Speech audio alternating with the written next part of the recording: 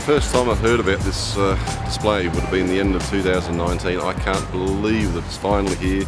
This is one of the most significant displays of motorcycles anywhere in the world in 2020, and we are so lucky in Brisbane to have this on our doorstep.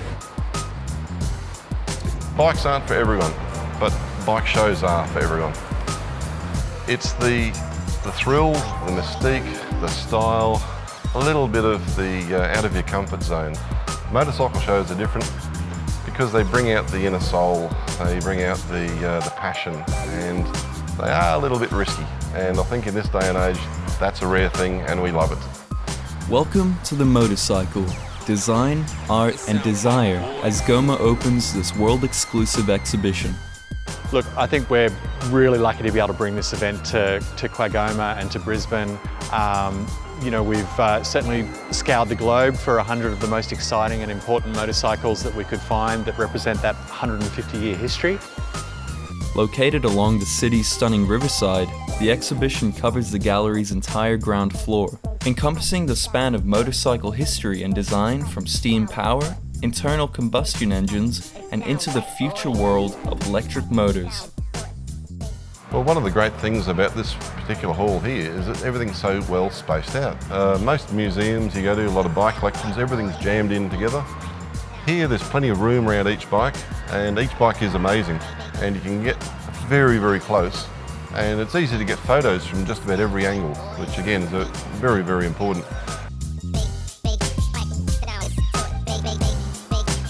This is an amazingly significant event for motorcycles.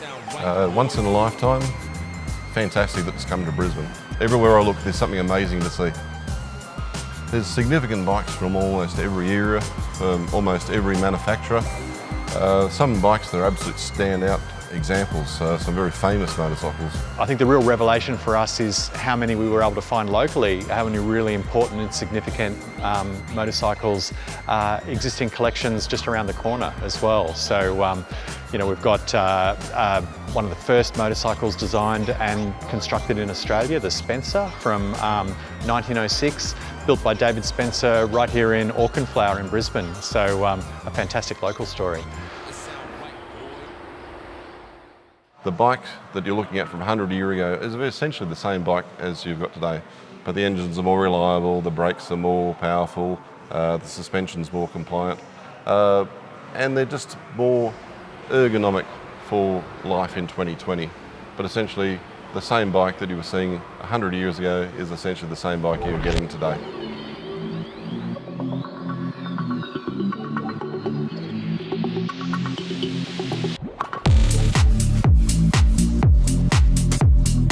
Throughout the decades, motorbikes have been portrayed as symbols of freedom and rebellion, and have now also become a rich source of subject matter for the legions of photographers who are flocking to the exhibition in droves. Right, so we're here in the off-road hall. Happy to say this is Toby Price's actual Dakar winning bike. Toby Price is Australia's great off-road rider. Also driven in monster trucks and done the Paris-Dakar, the Fink, many famous events around the world. But he's won the Dakar twice, and that's the toughest race in the world, and this is his bike right here. Your thrill-packed green screen ride can be recorded and emailed to your home, keeping your memories alive long after the exhibition is over. A mobile companion site allows audiences to navigate the whole show and dive even deeper into the history and stories behind every bike on display. Right, so what we've got here is just the most amazing collection of Italian motorcycles. You've got the Laverda Jota, which is a 1000cc triple. You've got the 750S MV Agusta, 1972, again extremely rare. You've got the green frame Ducati, which is as rare as hen's teeth. The 851 Desmo, they were popular at the time, try to find one now, they're just made out of unobtainium. And my all-time favourite, the Bimota 500 V-Twin. This is a two-stroke, fuel-injected bike, the only Bimota they ever made with their own engine. Wasn't very successful, technologically fantastic, sent the company broke. It's a must-see experience for bike and motorsport enthusiasts, and a hit for anyone with a love of popular culture, design, technology, and social history. This is a Vincent Black Lightning, made between 1948 and I think 1956. During their short but illustrious history, they set all sorts of world land speed records. This particular bike obviously is the Australian land speed record holder from 1953. One of the most famous pictures of a Vincent Black Lightning anywhere in the world was the picture of Rolly Free at Bonneville in 1948 doing 150 miles an hour with only his helmet, shorts and shoes on. And he was the first guy in the world ever to do 150 miles an hour. Very famous photo, very famous event. For Australian bikes, for any bike in the world, this is absolute holy grail. This is the most expensive bike ever to go to auction anywhere in the world. 2018, Las Vegas, Bonham's auction, just a bit over $1 million.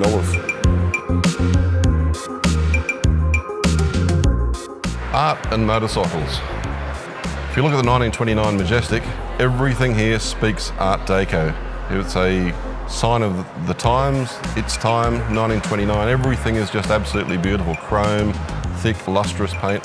Just a beautiful motorcycle designed to look nice, as well as impress the owner and everyone that looks at the owner riding the bike. Brisbane's Gallery of Modern Art has an iconic surprise around every corner. Right, well this is the amazing Britain motorcycle from New Zealand. In the early 90s, this bike pretty much dominated every racetrack that it touched. Everything all the way through Assen TT Week, through the Daytona events, Isle of Man. It won on its limited shoestring budget just about every single race it entered. It was unbeatable. The bike was the brainchild of John Britton of Christchurch, New Zealand. And it's a bespoke motorcycle from wheel to wheel. He made his own carbon wheels, he made his own carbon forks, he redesigned the suspension, his own engine. It was just the most amazing creation on such a small, limited budget. Very, very smart guys using all of their time and energy very, very wisely. Look, I think motorcycles always have a nostalgia value and have a kind of romance about them for the design, the danger, the speed, and that kind of sense of escape that they offer. But I think the really exciting thing now is that we're going through another moment of change where electric motors and new technologies are revolutionising the way that motorcycles are designed.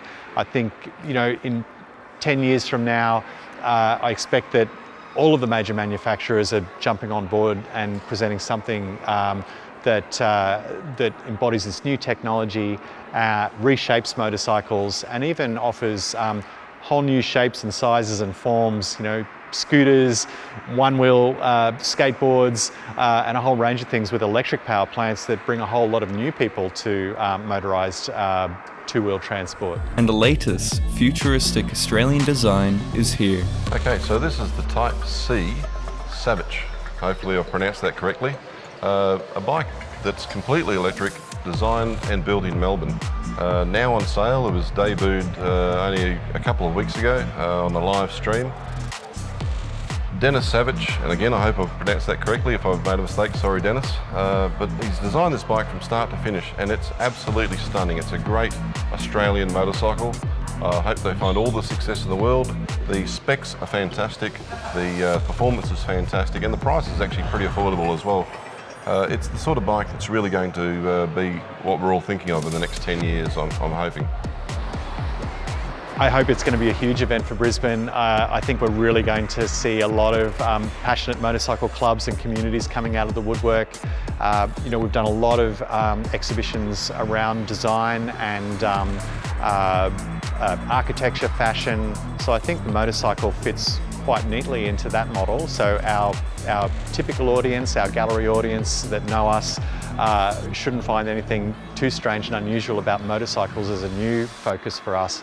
But I think there's a whole other scope to bring motorcycle fans and motorcycle audience to the gallery as well and discover something new.